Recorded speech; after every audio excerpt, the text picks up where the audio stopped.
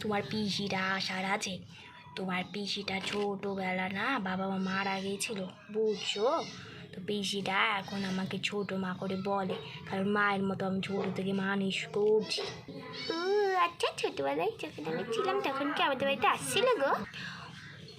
ও বাবা, তোমার মনে আছে নাকি? মা আসছিল তো, কোলে নিয়েছিল, খেলতো কত শুধু, আর তুমি টুকুর টুকুর করে দেখতা তোমার পিসিকে। আসলে এখন তো গ্র্যাজুয়েশন কমপ্লিট করে আসতেছে। फोनটা যে কই, फोनটা কই। टिक टिक टिक। आप जिस नंबर पे कॉल कर रहे हैं वो अभी स्विच ऑफ में है, कृपया लाइन पर बने रहे। ও বাবা, সুইচ অফ বলছে তো নন্দিতা মা। ও বোমা। হ্যাঁ মা, ডাকছেন আপনি? কি হয়েছে মা? কি কোনো দরকার ছিল? আগো বৌমা, আমার যে মেয়েকে আমি ফোন করছি, ফোনটা তো সুইচ অফ বলছে নাকি।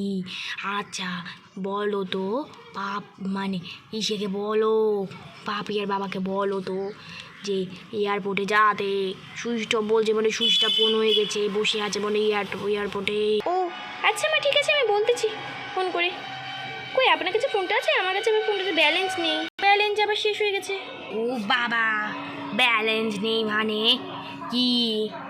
ভরাই দেয়নি নাকি আমার ছেলে? নাকি আবার তুমি ভরাওনি? আরে না না না মা, আরে আসলে ভুলে গেছিলাম। ফোনটা দেন না, কথা বলি। ফোন আসছে তো। হ্যালো।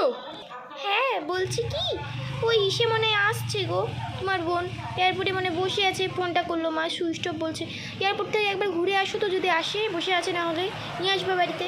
ও আচ্ছা, ঠিক আছে ঠিক আছে, যাচ্ছি। এই মাথা, ফোনটাও সুইচ অফ হয়ে গেল। কখন যে আসবে দাদা, এত দেরি করছে, এখনও তো আসছে না। কী যে করি, ফোন করবো নাকি আবার কারো ফোন থেকে?